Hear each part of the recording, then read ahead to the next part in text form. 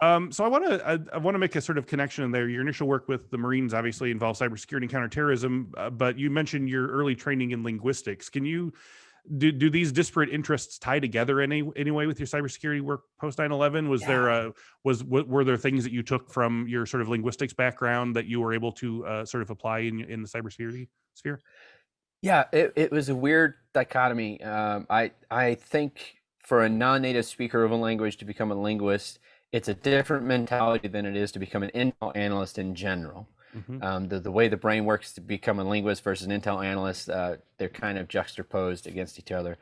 But it did help me because one, the study habits to become a linguist are there, right? You have to learn and be willing to learn, or else you're not going to become a good linguist. Right. And two, just the career path in the military back in the early 2000s, at least in the Marine Corps, it was very geared towards be a linguist, then be an intel analyst, and then see where you're at in 10 to 12 years. So as I was coming into it, it allowed me to basically be be a linguist and then become a cybersecurity analyst. And the fundamental understanding on how to interpret data, how to manage data, Mm. how to even collect information and process it at scale, all lent itself over to doing that cybersecurity role. And then bonus perks in the early 2000s, everybody was looking for somebody who was a linguist and had an Hmm. Intel background. True today, I think still. I know we're going to talk about this a little bit, Sure. but it was kind of a trifecta. If you were a linguist, then you were an Intel analyst.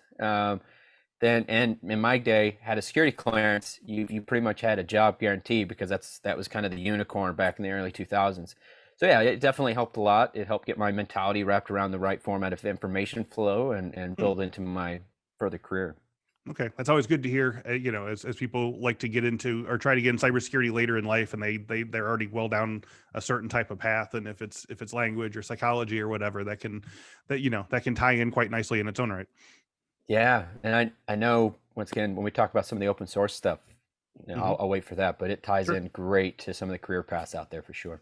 All right. Well, you won't have to wait for long because that's my next question. So I want to have you take me through your work with SAIC as a counterintelligence agent and open source intelligence analyst. For people who are listening who might be interested in this type of work, can you tell them what you're doing on a day-to-day basis and what types of qualifications and skills you need to have to do that kind of work? And if you don't have those qualifications and skill now, what do you need to do to acquire that kind of work?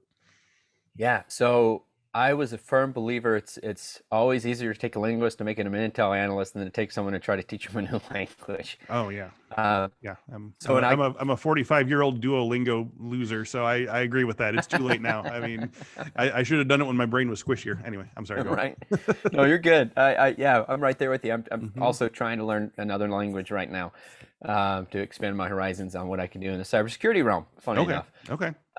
So as a linguist, when I got hired on with SAIC to go work at OSI, Office of Special Investigations, it was strictly for open source research before it was the cool thing to do.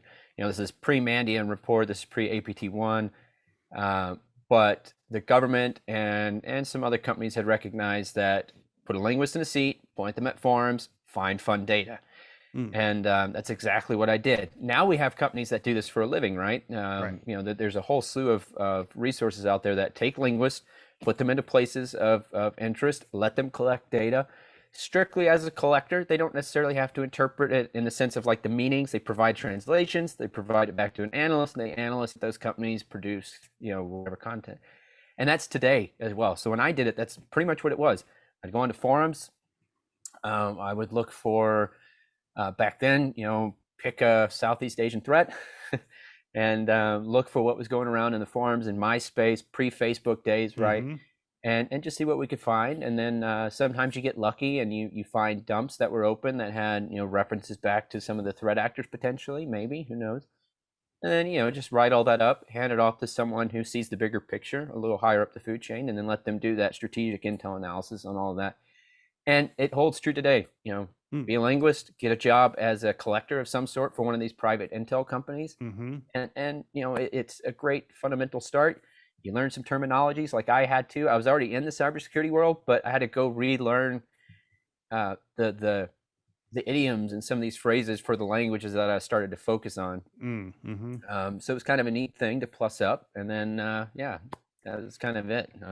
Okay, I'm gonna lurch towards a comparison. You can tell me if I'm getting this right or wrong here, but I'm what this sounds like to me. I've had people who have on the show who have talked about being, in digital forensics, and especially in terms of like mobile forensics, where someone who with a psychology background, child psychology background, is going through 100,000 text messages in a plaintiff's phone to see if they can see patterns in terms of what they're talking about, or whether they can sort of break through idioms to see if they are indeed making threats and things like that. Is this sort of a similar thing like this, where but it's on a different scale, where you're sifting through, like you said, public forums or other forms of intelligence, and you're just trying to sort of like find meaning in this sort of immense dump of data? Am I on the right track there?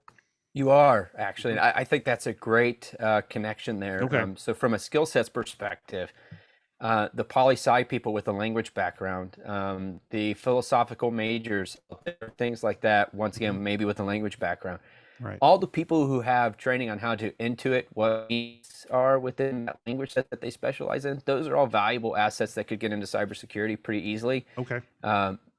They're going to be doing that once again as a collector. They're going to be learning what the cybersecurity terms are, but that's some cool, valuable insights and some training that's kind of hard to come by. So, I mean, yeah, you're one part, spelunker inside the forums, but you also have to be able to kind of interpret the meanings to suss out value of what's actually there before you create that report to hand off to someone.